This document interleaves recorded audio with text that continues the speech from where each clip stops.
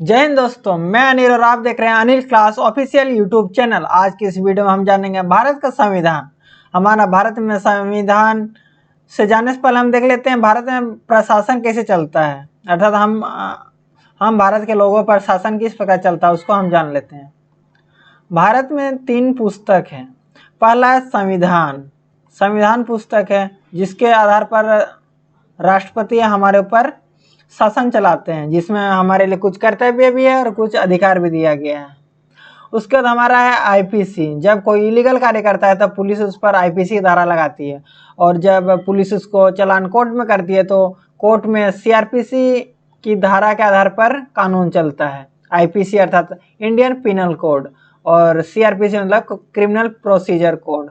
तो हम इस वीडियो में पढ़ेंगे भारत का संविधान के बारे में। तो हम इस पुस्तक को पढ़ेंगे और आईपीसी और सीआरपीसी, आईपीसी हमारे पुलिस विभाग के लिए कार्य कर जानना जरूरी है, और सीआरपीसी हमारे वकील लोग पढ़ते हैं।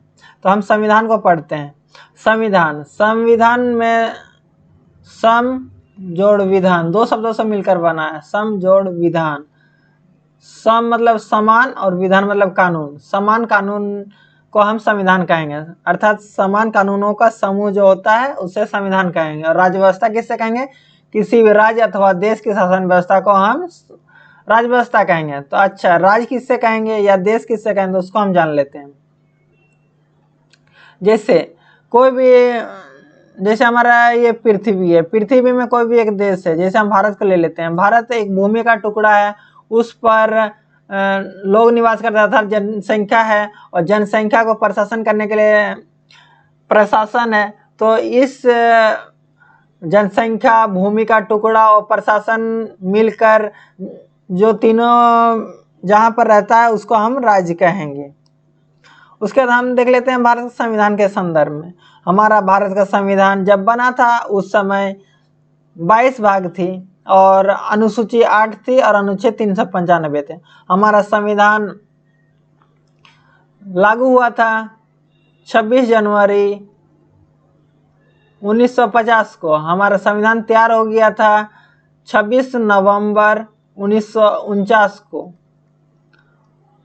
उसके बाद इतना को हमारा बन गया था और उसके बाद इतना को लागू हो गया था। आंशिक रूप से कुछ अनुच्छेद लागू हो गए थे, परंतु पूर्ण रूप से लागू हुआ 26 जनवरी 1950 को।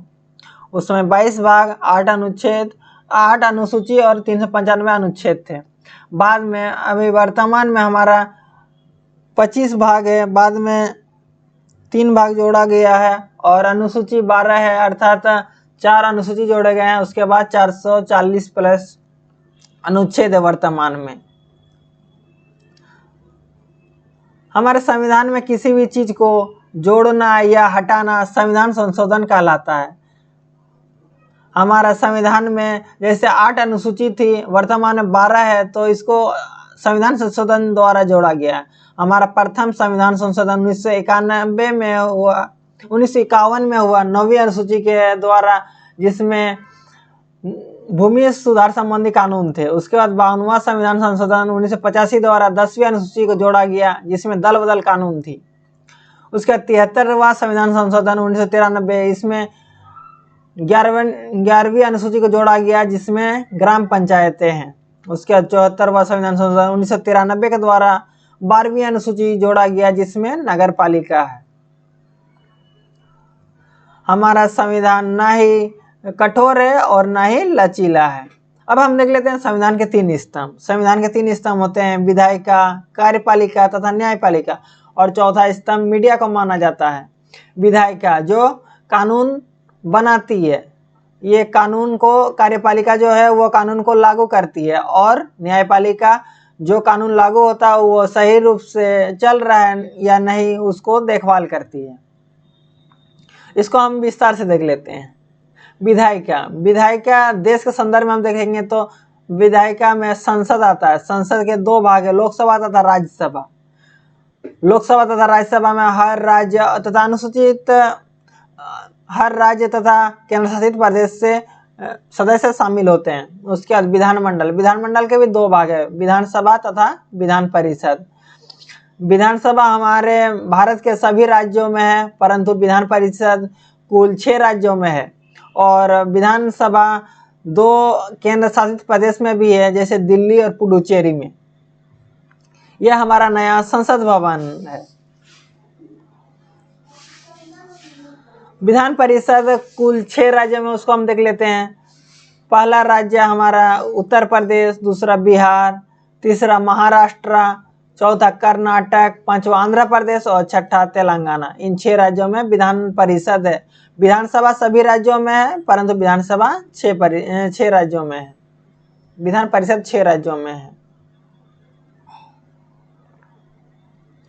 अब हम देख लेते हैं कार्यपालिका, जो कानून को लागू करती है, जिसमें हमारे स्थायी रूप से आईएएस रहते हैं और आईपीएस, ये स्थायी सदस्य होते हैं कार्यपालिका के। और कार्यपालिका के अस्थायी सदस्य के रूप में हमारे देश के संदर्भ में प्रधानमंत्री तथा राज्य के संदर्भ में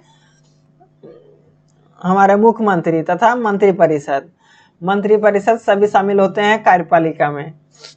ये सभी कानून को लागू करते हैं, अर्थात इम्प्लीमेंट करते हैं। उसके बाद हमारे आते हैं न्यायपालिका। कानून सुव्यवस्थित ढंग से चल रहा है या नहीं, उसको देखने के लिए हमारी न्यायपालिका के। और आर्टिकल 50 में दिया गया है कि न्यायपालिका और कार्यपालिका का अलगाव, अर्थात न्यायपालिका और कार्यपालिका अलग रहेगी, कोई एक दूसरे के ऊपर दबाव नहीं बना सकेगा। जैसे हमारा सुप्रीम कोर्ट हमारा सबसे उच्चतम कोर्ट है, अर्थात उच्चतम न्यायालय सुप्रीम कोर्ट भारत में एकमात्र है, जो कि नई दिल्ली में है। दूसरा हाई कोर्ट लगभग सभी राज्यों में है। कुल भारत में वर्तमान में 25 हाई कोर्ट है, जिसमें सबसे नवीनतम हाई कोर्ट जो है वह आंध्र प्रदेश की राजधानी अमरावती में है, 25वां हाई कोर्ट। उसके बाद डिस्ट्रिक्ट कोर्ट या सेशन कोर्ट हर जिले में होते हैं। तो दोस्तों, वीडियो कैसा लगा कमेंट बताएं। वीडियो पसंद आए तो लाइक शेयर करें और इस तरह के वीडियो पाने के लिए चैनल को सब्सक्राइब करें। वीडियो देखने के लिए धन्यवाद। जय हिंद।